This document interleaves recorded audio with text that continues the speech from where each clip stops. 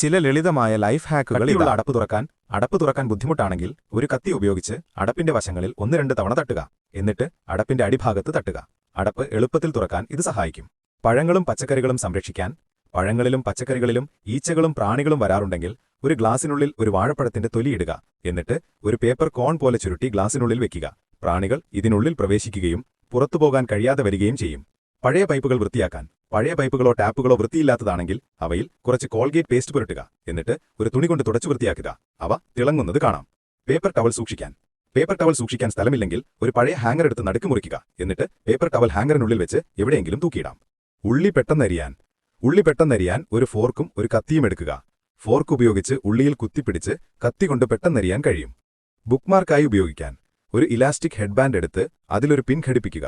വായിച്ചുകൊണ്ടിരിക്കുന്ന പേജിൽ ഇത് വെച്ചാൽ പിന്നീട് എടുക്കുമ്പോൾ എവിടെ വരെയാണ് വായിച്ചതെന്ന് എളുപ്പത്തിൽ മനസ്സിലാക്കാൻ സാധിക്കും.